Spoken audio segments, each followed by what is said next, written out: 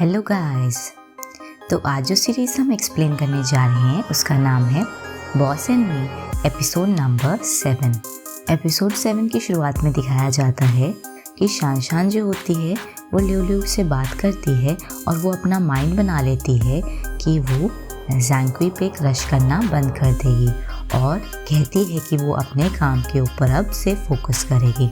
वहीं दिखाया जाता है अगले ही दिन शान जो होती है वो ज़ैंक्वी से मिलती है काम के दौरान और उसे बताती है कि अब से वो उसके ऊपर क्रश नहीं करेगी, लेकिन ऑफ कोर्स वो उसे कहती है कि वो उसका आइडल हमेशा के लिए रहेगा।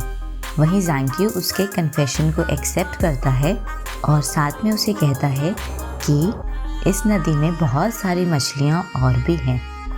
दिखाया जाता है कि वो न्यू ईयर की ईव का दिन होता है, लेकिन शान के कोई प्लान्स नहीं होते हैं, इसीलिए वो काम पे होती है अकेली ही। दिखाया जाता है जैसे ही काउंटडाउन का टाइम होता है रात को, तो वो ऊपर बालकनी में जाती है वो देखने के लिए। वो देखती है शंघाई की स्काईलाइन को और उसे एडमायर करती है। दिखाया जाता है फैंग कहीं से वहाँ पर पहुँच जाता है और उसकी सडन अपीयरेंस देख के शान जो होती है वो डर जाती है। तभी फैंग उसे बताता है कि वो बात करना बंद करे और काउंटडाउन की तरफ देखे। काउंटडाउन स्टार्ट हो गया है। दिखाया जाता है जैसे ही मिडनाइट होती है फायरवर्क स्टार्ट हो जाते हैं। पूरी की पूरी स्काई जो होती है वो जगमगाने लगती है। दिखाया जाता है फैंग एकदम से शान को खींचता है अपनी तरफ और हग कर लेता है और वो शान का शुक्रिया करता है कि वो ये न्यू ईयर उसके साथ मना रही है, क्योंकि वो हमेशा जो होता है न्यू ईयर ईव को अकेले ही स्पेंड करता है। वो एक दूसरे की आंखों में देखते हैं। वहीं शान जो होती है वो सोचती है कि क्या वो ड्रीम कर रही है, और शान खुद को एकदम से पीछे खींचती है और वो फैंग को अपोलोजाइज़ करती है कि वो उसकी बालकनी में आई और वहाँ से भाग जाती है।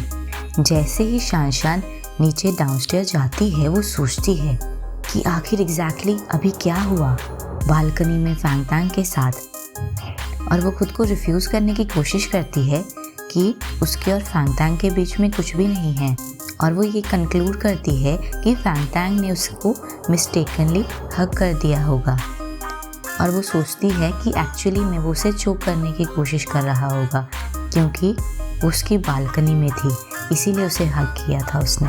वहीं दिखाया जाता है कि फैंग जो होता है वो शान को मैसेज सेंड करता है और उसे कहता है कि उसके लिए वेट करे फ्रंट एंट्रेंस में, क्योंकि वो उसे घर छोड़ेगा।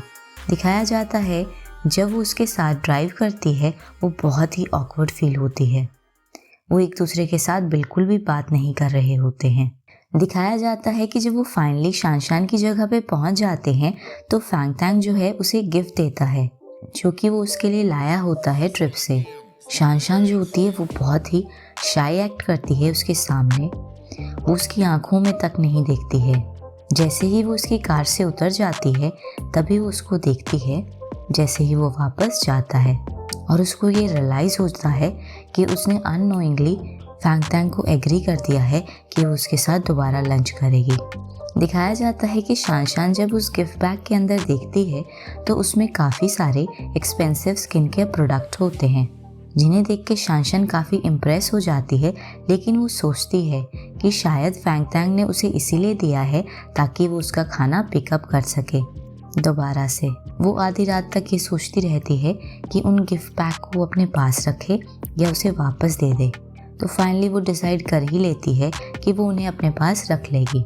लेकिन अचानक वो ये डिस्कवर करती है कि उसे पता ही नहीं होता है कि उन्हें यूज़ कैसे किया जाता है, क्योंकि पैकिंग के ऊपर जो भी इंस्ट्रक्शन दी होती है वो सारी की सारी फ्रेंच में होती है।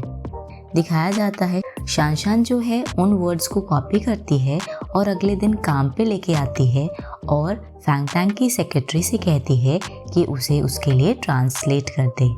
वहीं सेक्रेटरी शान को बताती है कि फैंग की फ्रेंच जो है वो एक्चुअली बहुत ही अच्छी है, तो इसीलिए उसे उसको पूछना चाहिए।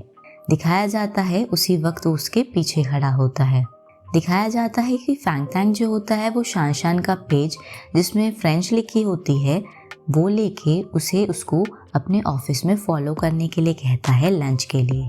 वहीं फैंग तांग उसे कहता है कि वो उसकी सेक्रेटरी के पास क्यों जा रही है उसके पर्सनल काम के लिए, लेकिन सीक्रेटली वो बहुत ज़्यादा खुश नज़र आता है और उसके लिए फ्रेंच को ट्रांसलेट करता है।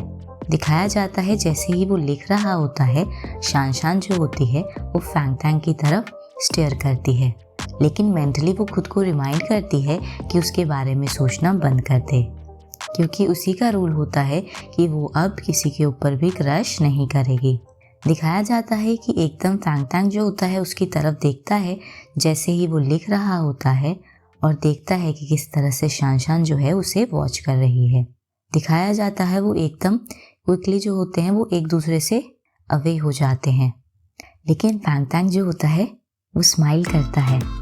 वहीं लंच के दौरान शान जो होती है वो झूठ बोलती है और वो कहती है कि वो सीपीए टेस्ट के लिए पढ़ रही है, इसीलिए उसके पास अब से फ्री टाइम नहीं होगा कि वो फैंग तांग के साथ लंच कर सके। तो दिखाया जाता है फैंग तांग उसके झूठ को पकड़ लेता है और उसे कहता है कि अगर ये केस है तो वो उसके ऑफिस में स्टडी कर सकती है लंच टाइम के दौरान। दिखाया जाता है कि जब शान घर जा रही होती है वो बहुत ही ज़्यादा रिग्रेट कर रही होती है अपने डिसीजन पर कि उसने झूठ क्यों बोला कि वो सीपीए बनना चाहती है। दिखाया जाता है जैसे ही वो फैंगवी की बुक स्टोर के बाहर से निकल रही होती है तो उसे बहुत सारे लोग दिखते हैं और साथ में रिपोर्टर्स भी होते हैं फैंगवी की बुक स्टोर के बाहर। दिखाया जाता है कि वहाँ पर ग्रुप ऑफ रिपोर्टर्स जो होते हैं वो बाहर इसलिए आए होते हैं क्योंकि कोई रिच गाय आया होता है जो कि प्लान कर रहा होता है यॉन ली सू को प्रपोज करने का, जो कि फैंगवी की फ्रेंड होती है और वो को ओनर होती है उस बुक स्टोर की। दिखाया जाता है कि जो लीसू होती है वो बीजिंग से आई होती है ताकि वो टेक केयर कर सके अपनी न्यू बुक स्टोर का, जो कि संघाई में होती है। दिखाया जाता है जैसे ही लीशु उस बुक स्टोर में अराइव होती है वो रिच गाय जो होता है वो अपने नी पे आ जाता है और उसे प्रपोज करता है, लेकिन वो पोलाइटली उसे रिजेक्ट कर देती है।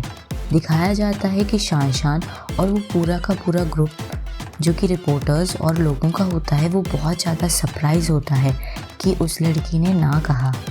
दिखाया जाता है कि फैंग तांग को पूरी बात के बारे में पता चलता है कि आखिर बुक स्टोर के सामने क्या हुआ, तो वो लीसू और उस रिच गाय को कॉल अप करता है कि वो उससे मिले, क्योंकि जो फैंग तांग होता है उसकी क्लोज रिलेशनशिप होती है ली शू के साथ, क्योंकि वो उसकी बहन फैंगवी के साथ ही बड़ी हुई थी।